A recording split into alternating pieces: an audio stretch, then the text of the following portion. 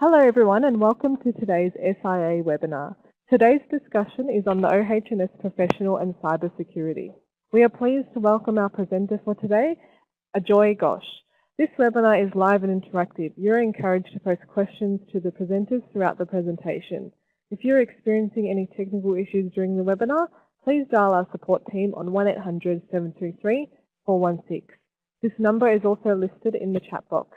I'd now like to pass you over to Ajoy to begin.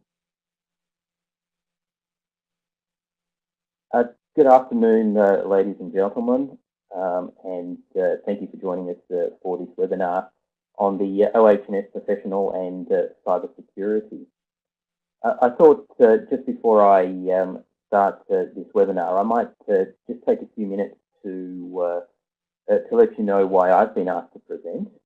Up until recently, I was the interim Chief Information Security Officer at Insurance Care New South Wales, or more commonly called icare. icare is the state body that, amongst other things, oversees the workers' compensation scheme for New South Wales. I also lecture in cyber law, electronic evidence and computer forensics in Australian and international universities. Mostly in the law faculties there, and I sit on Standards Australia committees that oversee the development and publication of standards in IT security, and up until recently also in IT governance. In my spare time, I also provide expert testimony in technologically complex cases. Some of those might be criminal cases, but many of those are also civil cases, and civil cases related to negligence, including safety.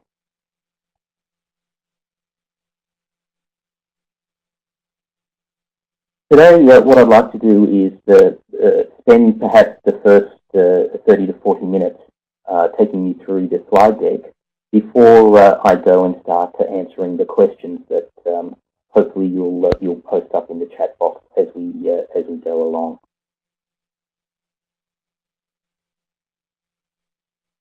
The World Economic Forum has taken up this issue of cybersecurity as a emerging risk area, and in the last 3 years, 2016, 2017 and 2018, cyber or cyber-related risks has become increasingly prominent in their global risk report.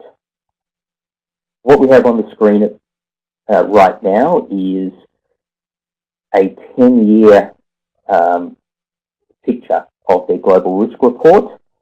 You probably can't see the detail there, but the purple boxes are the boxes that relate to cyber or cyber risks. And according to the World Economic Forum, cybersecurity risks are growing, both in their prevalence and their disruptive potential. Attacks against businesses have almost doubled in the last 5 years, and incidents that would once have been considered extraordinary are now becoming more and more commonplace. Troublingly, another growing trend is the use of cyber attacks to target critical infrastructure and strategic industrial sectors, and we'll talk about what they might be in Australia a little bit later, raising fears that worst-case scenario attackers could trigger a breakdown in the systems that keep our society functioning. In this year's Global Risk Report, the World Economic Forum features 3 risk areas very prominently around cyber. And again, they're the purple-coloured boxes in the diagram that is taken from the Global Risk Report. The first of those are cyber attacks, if you like the more generic cyber attacks. They are more likely than almost all of the other risks, but they have about an average impact. Data fraud and theft, is less likely, and they have about an average impact. And while critical infrastructure breakdown is less likely to occur as a threat. They also have average impacts.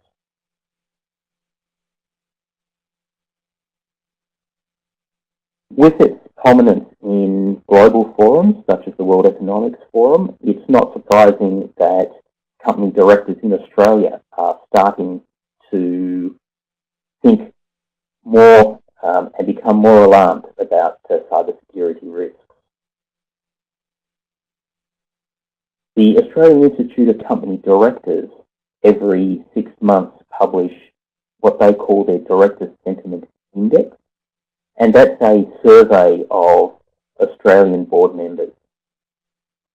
And what we can see from the survey, which has been conducted across the last probably 4.5 years now, is that cybercrime and cyber risk-related issues are a growing concern. I've just put up 2 figures, one from last year and one from the most recent survey, which was the first half of this year. And they show that that a fifth of our directors are focused on cybercrime and data security related risks. In addition to that, cybercrime and data security is becoming increasingly prominent when directors think about compliance and reputation style risks. And more recently, we've seen that play out, particularly with the Banking Royal Commission. The Australian Computer Society at the end of 2016 published its paper on cybersecurity. And what I've got on the screen here are a couple of interesting statistics from that paper. Firstly, that manufacturing was the top target for a specific set of cybercrimes, being espionage-related cybercrimes. I think it's also interesting to note that the targeted company, the victim, is usually the last person to know. And in 90% of cases, the victim was told that they'd been hacked by somebody else. By the way, if you're interested in any of these references, the URLs are typically on the left or the right-hand side of the slide deck.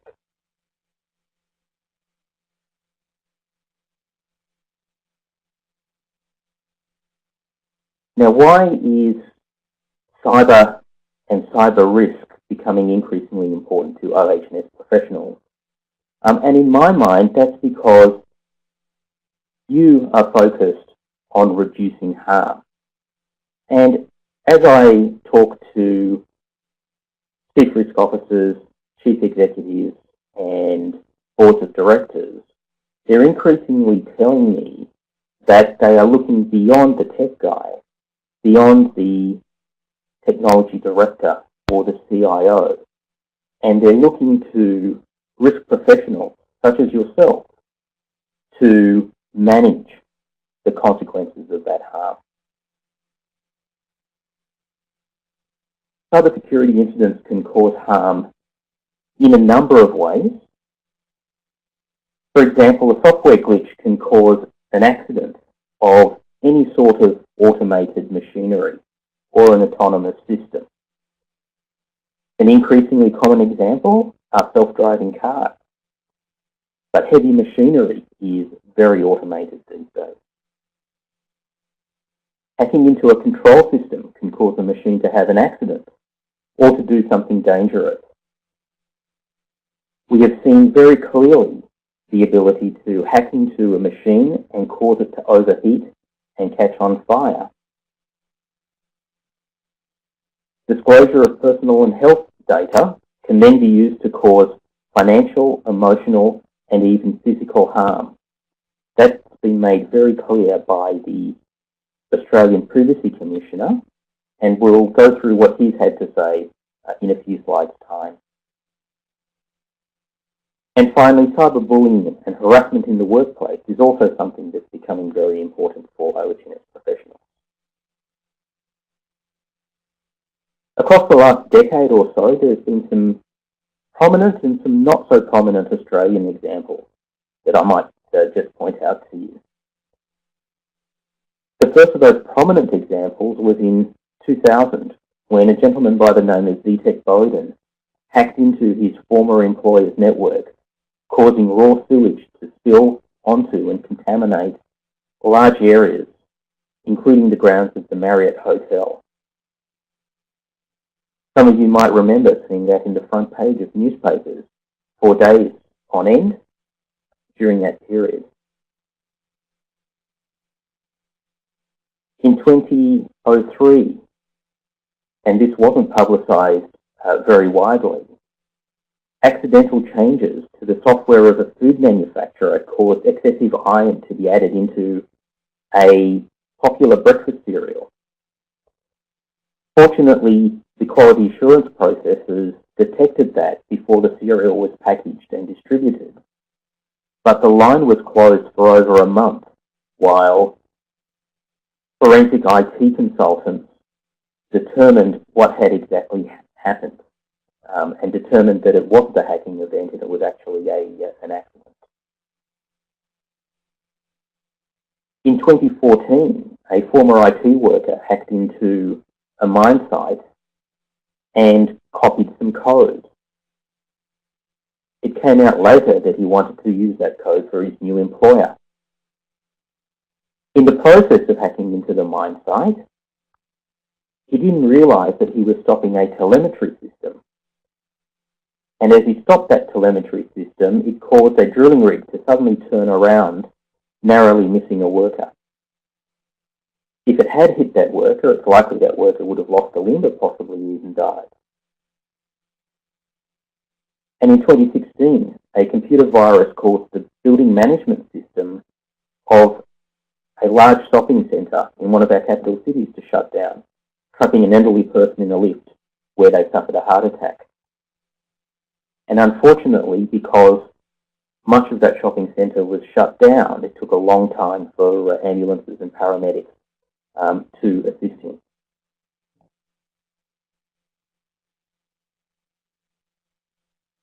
Apart from the first example, the examples that I gave you on the screen weren't very widely publicised at all. And if they were publicised years after the event. On the 22nd of February, changes came into force of the Australian Privacy Act that now require companies suffering a data breach to report that breach to the Privacy Commissioner and also to the affected individual. That legislation also requires the Privacy Commissioner to publish a quarterly report on the data breaches. And what I've got up on the screen here is an excerpt from the first of those quarterly reports. Remember that the scheme only came into force on the 22nd of February, which means that this particular report covers about 6 weeks. And also remember that in most cases, companies have 30 days to report that breach. So in reality, this is only a couple of weeks worth of data. But in those couple of weeks already, 63 organisations have reported a data breach. The majority of those have been in the health service or the legal and accounting service, but there are some manufacturing ones in there as well.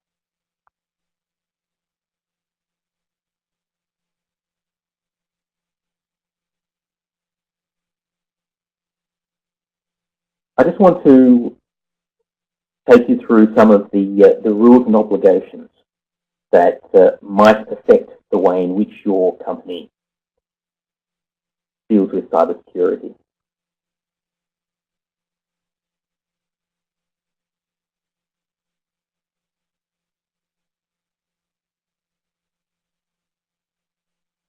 The first of those is around legislation and regulation. Legislation includes the laws of the country, They might be Australian laws, state and local laws, and increasingly they're becoming extraterritorial, that is the laws of other countries. They might be around government policy or the policies of your professional body or your own company. They also might be rules that are imposed on yourself through something like advertising. And an example of that is a company that advertises that it follows particular standards. You also have rules that are imposed to you by contracts. They might be customer contracts. They might be contracts for funding that you have from state or federal governments. Or they might be contracts that you impose. Sorry, they might be rules that you impose as you contract with your suppliers. And finally, there is common practice in your particular industry. What are your peers doing? And that is what's going to be used to judge whether or not what your organisation is doing is reasonable in your circumstances.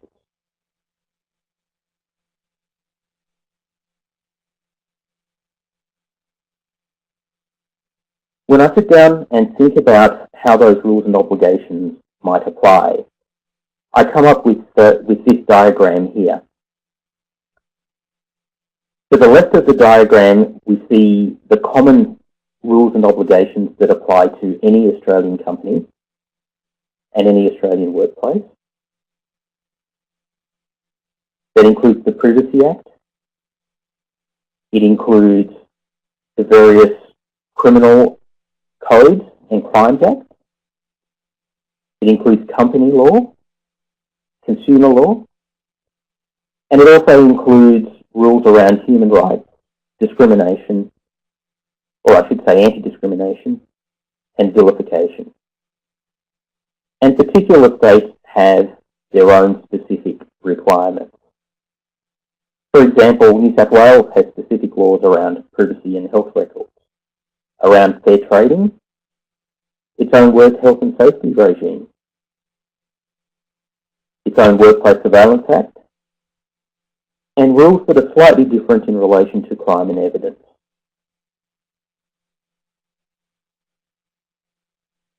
There are standards which, in today's day and age, are just considered good cyber practice. There are international standards, such as ISO 38500 that relates to IT governance, ISO 31000 that relates to risk management, and ISO 27001, 27002, and now 27003 that are specific to IT security or cyber security. The National Institute of Standards, or NIST in the US, also has a cyber security framework, and that's important to Australian companies because both ASIC and the ASX are now asking your company to perform a cybersecurity health check against the NIST cybersecurity framework. If you're processing credit card payments, then you may be required to comply with something called PCI DSS. And all of the good practice standards now require you to do the same across your supply chain. In the area of critical infrastructure, we now have the Security of Critical Infrastructure Bill. Actually, it's now passed. That requires you to do certain things. And we'll have a look at that in a sec. There's also sectorial specific regulations, particularly if you're in telecommunication or mines or health. There are contractual standards, particularly if you're taking money from the Commonwealth Government. And there are very specific industry standards, such as IEC 61508, that specifies particular functional requirements. And in relation to that particular standard, there are industry-specific standards for the automotive sector, the medical devices, and a range of others, such as railways. There's also extraterritorial obligations, such as the EU General Directive on Privacy Regulation. And whilst a lot is being made of the GDPR, the advice I give to most organisations is that if you follow Australian and state law, then you will be on good ground when it comes to following the EU regulation. There's also overseas security law that might allow other nations to access data or communications that your organisation might store or that your suppliers might store for you. And the same legislation also generally allows those nation states to step in and provide those services in certain circumstances. And perhaps that's something you want to think about if you're taking services offshore.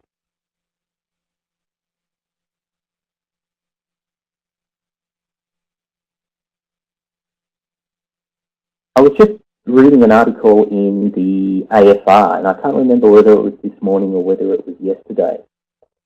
And the article talked about 3 key pieces of legislation or policy that will affect Australian organisations in cyber.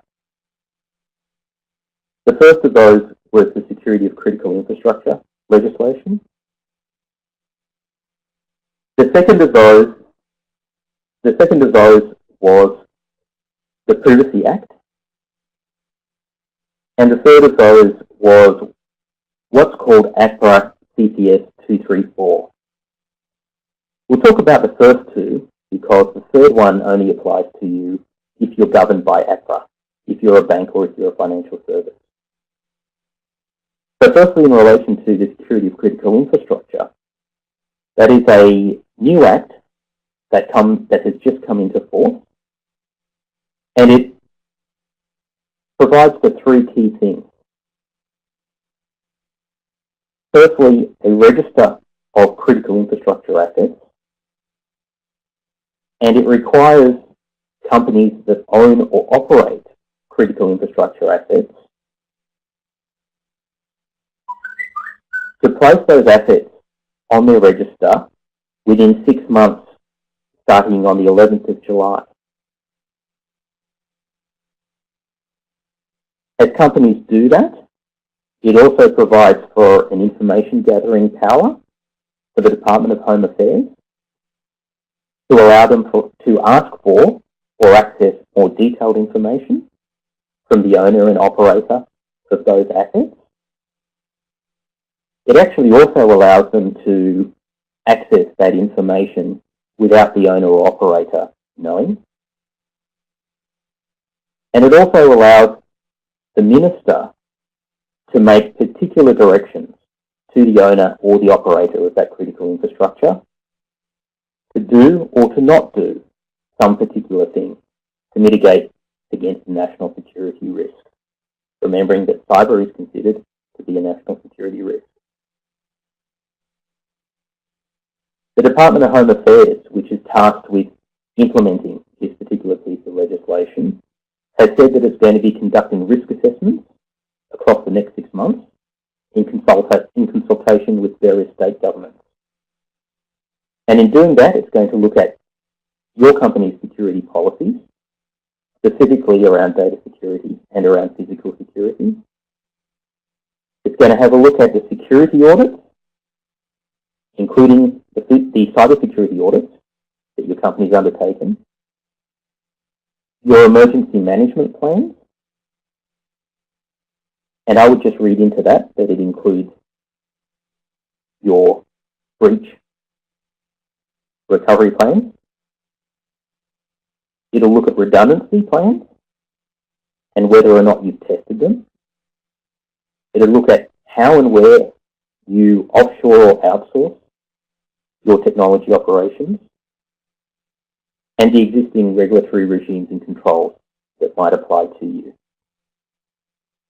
If your organisation is seeking foreign investment, then the Foreign Investment Review Board will consider the result of those risk assessments as they come to their decision.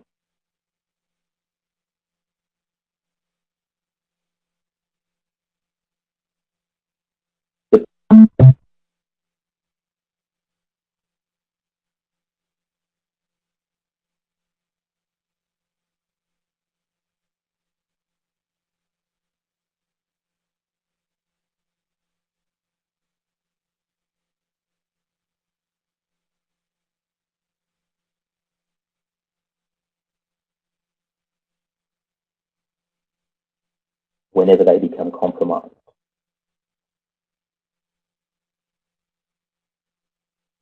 And that's a result of the changes to the Privacy Act for notifiable data breaches that came in force on the 22nd of February. It applies to most companies, but the easiest way to think about it is that if you're a company with a turnover of greater than $3 million, then the Privacy Act the new requirements in the Privacy Act probably apply to you. Once you've told either the Privacy Commissioner and the affected individual, the media is bound to go into a frenzy. Our community has become hyper-aware of cyber issues due to the pervasiveness and familiarity. And you all have probably seen the media frenzies that have occurred around recent examples of cyber breaches such as Equifax, Uber, Facebook, or Grindr. If reputation is not enough to make it important, the penalties that can be levied are also on companies' minds. Overseas regimes have much larger penalties than we do in Australia. For example, Europe can levy penalties of up to €20 million. For example, Europe can levy penalties of up to €20 million, or 4% of your annual turnover. In China, you can actually go to jail for breaking their cybersecurity law. Here in Australia, the Privacy Commissioner can levy a fine of up to $10,000, but more importantly, he can make an order compelling your company to do certain things, and that can become quite expensive.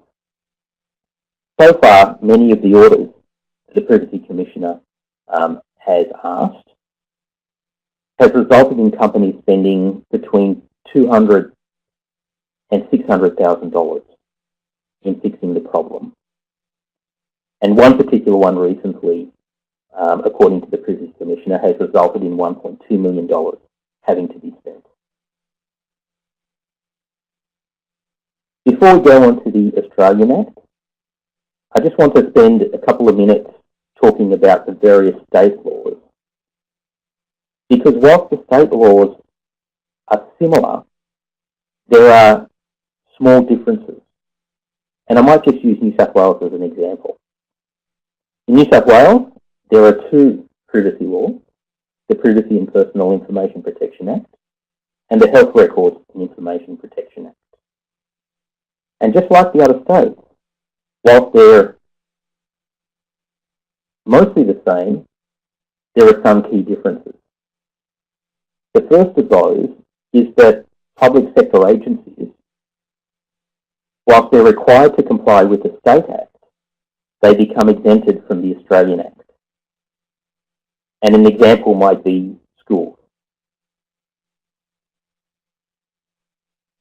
Other entities are also required to comply, but are not exempted from the Australian Act. For example, health service providers. The State Act typically allows sharing with other state-based agencies, and it makes the State Privacy Commissioner responsible for things like reporting of incidents.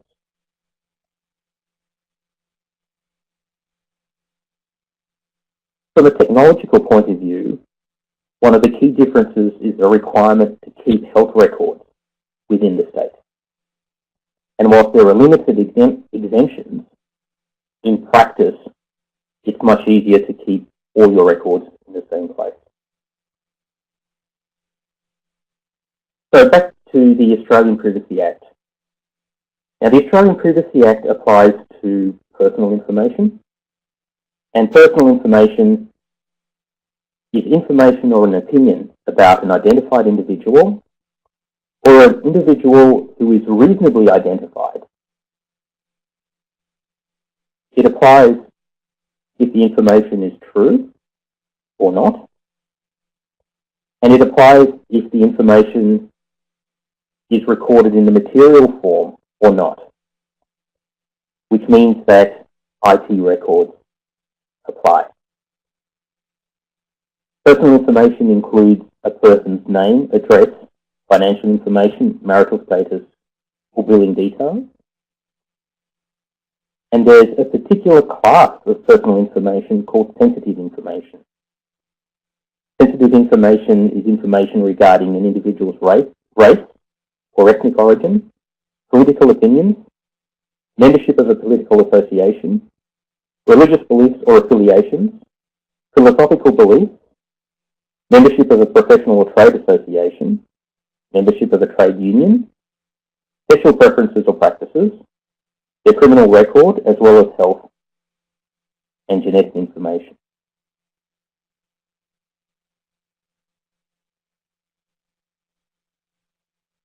Health information is any information collected about an individual's health or disability, and any information collected in relation to a health service that might be provided.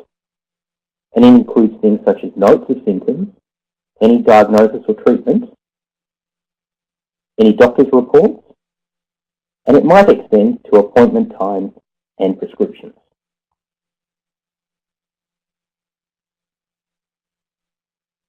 I should also note that for most state-based privacy legislation, they require sensitive information to be treated in the same way as health information. And whilst it's not quite law, the Privacy Commissioner, who sits within the Office of the Australian Information Commissioner, has provided guidance to say that personal information also includes a person's signature, their home address, their email address, their telephone number, date of birth, as well as the medical records, bank account details, and employment details that are mentioned in the Act.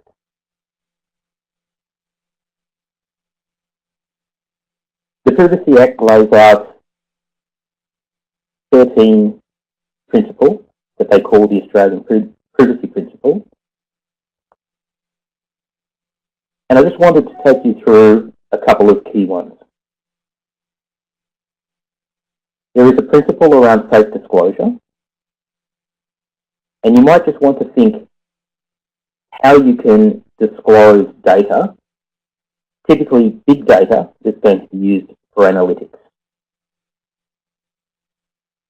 The UK has something called a 5 Safes model, and that model has been adopted by Australia's National Statistical Service, which is part of the Australian Bureau of Statistics.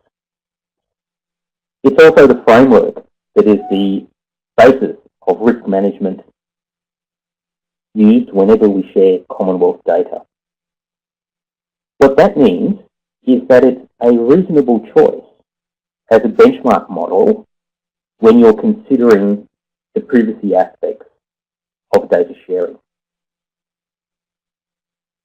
The Australian Computer Society has a data sharing framework that builds on the 5 Safes model and provides specific guidance around 4 categories of data you might want to share. Non-personal data, that is data sets that don't have personal information. Services based on highly aggregated data, that is when you bring lots of data together. Lightly aggregated data, and data sets that contain personal identifiable data. And of course, the requirements become more onerous as you go from the bottom to the top. Australian Privacy Principle 11 is all about security or data security. And in that principle, they lay out what the Privacy Commissioner considers to be reasonable steps. The Commission has also issued a guide to securing personal information that is worthwhile reading.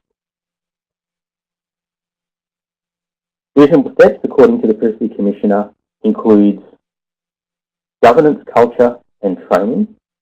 It includes a system of internal practices and procedures, specific things around ICT security, access security, and third-party providers. Of course, guidance around data breaches, physical security, and destruction and de-identification of data. And it also talks to some standards, including 27001, that the Privacy Commission would like to see Australian companies adopt.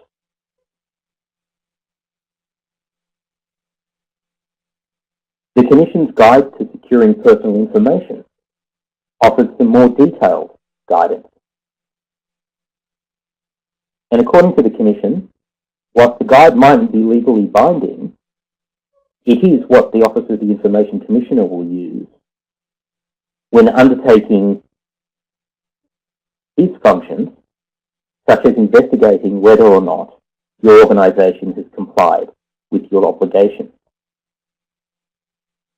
In essence, the guide is the measure that the Privacy Commissioner is going to use to decide whether or not what your company has done is reasonable. And what I think is the most useful part of the guide is a checklist that includes some 70 questions. And whilst those 70 questions are meant for cloud providers, they form a good basis for the questions that you might want to ask of your own IT people. Some of the key questions that are contained within the guide include policies. It includes some questions around what you might do when there is a human error, requirements around certifying against international standards, specifically 27,000,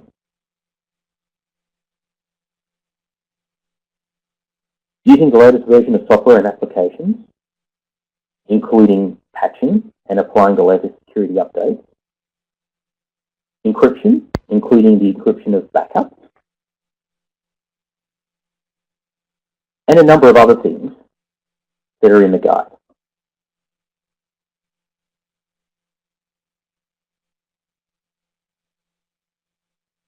Now, for many organisations, it could be quite onerous or quite daunting to go through those 70 questions. And to help Australian government agencies, the Australian Signals Directorate, which is part of the Department of Defence, has something called the Certified Cloud Services List. And they are clouds that have been reviewed by government-endorsed security experts and approved for use. And my suggestion to your organisation is using a government-approved cloud might be a reasonable way for you to demonstrate that you are using a service that has appropriate security. The government clouds have various levels of protection, but for most commercial and consumer services, the unclassified level will suffice. And that allows for the storage of personal and health data. And when you use a government cloud, you know that one of the government's experts has gone through some 930 security items to make sure that they are compliant. Some of those are process items, and some of those are technical configuration items. And there are some things that your cloud supplier needs to do, and there are a few things that you as a customer might need to configure. So you might want to take that into account as well.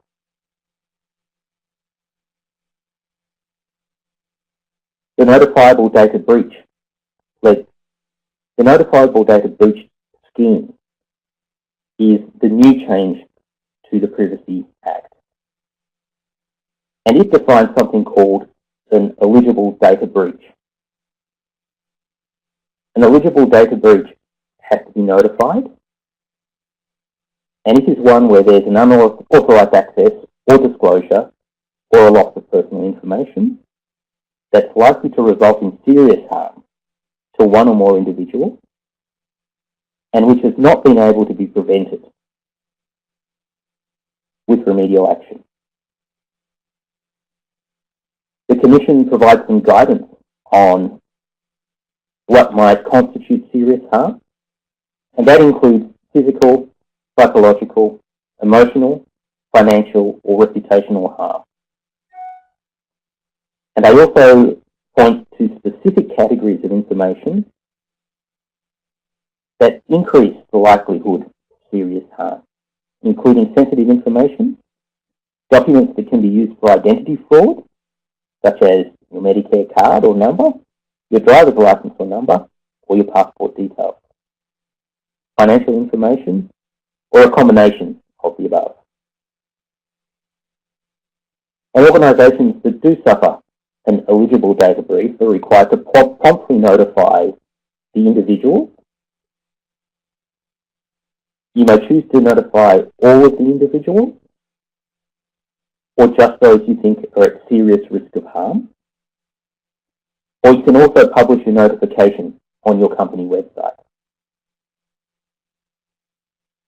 And as well as the individuals, companies are required to notify the Privacy Commissioner using the facility on the OAIC website, or for those who prefer paper, a specific form. And there are specific things that companies must include when you make that notification.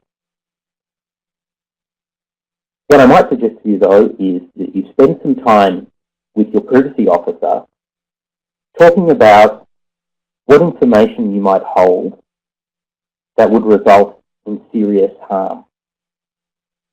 And I know that across the last 6 months or so, many organisations have been having discussions around what sort of things they might do in the event of a data breach that would meet the last dot point. That means that they're able to prevent the risk of serious harm with remedial action. For those organisations, the OAIC has published a data breach preparation and response guide. And again, that is what the Privacy Commissioner is going to use when they consider whether or not a company has acted appropriately. They ask for a data breach response plan that has a clear explanation of what constitutes a data breach, strategies that you might use for containing, assessing, and managing the breach, the roles and responsibilities of particular staff that they say should be on your breach response team, the documentation that the Privacy Commissioner would like to see you keep, and the steps that they would like to see you take when you review your actions. And just before I finish up, I'd like to say that you in OHS are also in a position to share with your technology teams the particular special cases that might be in your industry. And I'll just give you 2 examples. The first of those is child safety. For those organisations that do child-related work, they're required to create they're required to retain records relating to child safety for 45 years. That's a requirement that comes out of the Royal Commission. Other examples might include industries that deal with dust or dust-borne diseases, such as asbestos, coal or silica. They're required to keep records relating to patients aged 100 years or for 25 years, whichever is the longer. And for industries that have radiation, that's mostly radiation related to medical treatment, but you might use radiation for imaging or for detection. And you're required to keep records until the patient is aged 75 years, or for 15 years since they were last radiated.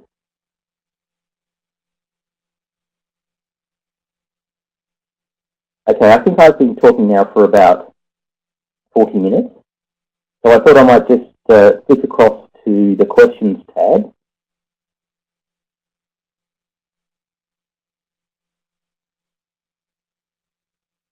Hello?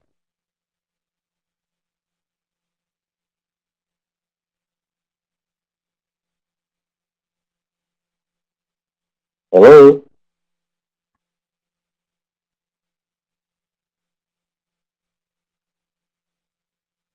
Hello, Ajoy. Just letting you know that we haven't had any questions come through at the minute. You're welcome to wait a moment or two if you want to let people type in their questions.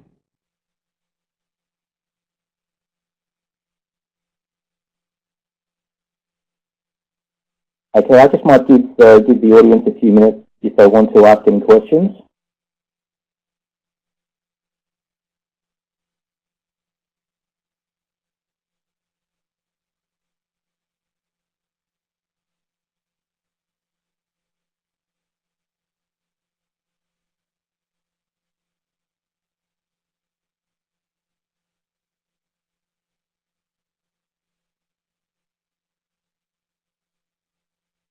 Yeah, I think I can see some people typing, but I can't see what those questions are just yet.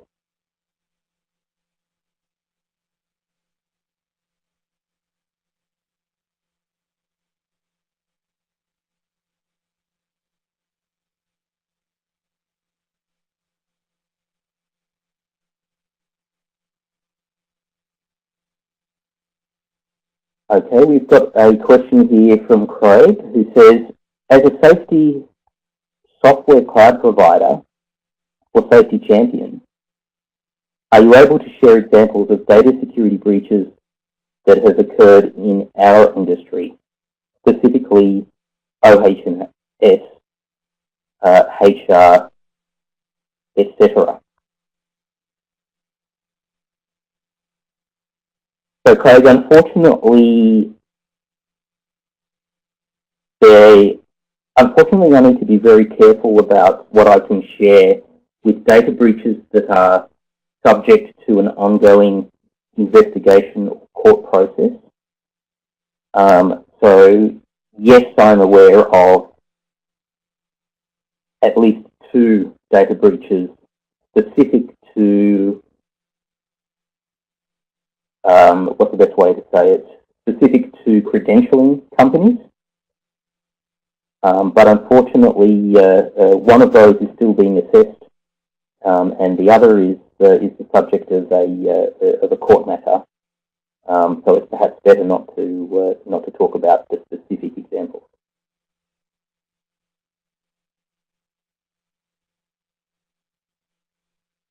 Okay, Wayne asks, so dust monitoring records need to be kept for 75 to 100 years. How does that tie in with complementary legislation? For example, if dust is not monitored, but may be required to be, i.e. shades of grey, how does this align with the requirement in relation to this?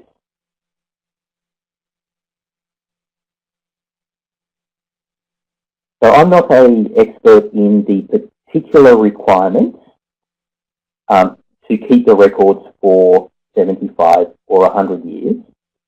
However, where it does impact us as cyber experts is once you are required to keep those records for a long period of time, you're also required to keep them safe, meaning that only authorized people can access them, they can't be improperly disclosed, and they shouldn't be improperly deleted.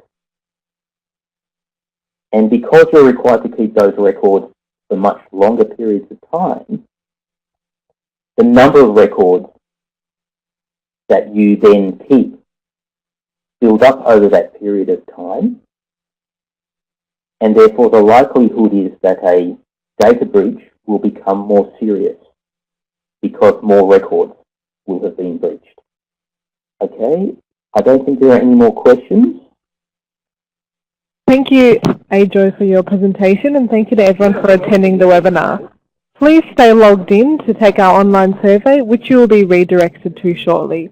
We thank you in advance for your feedback and wish you a pleasant afternoon.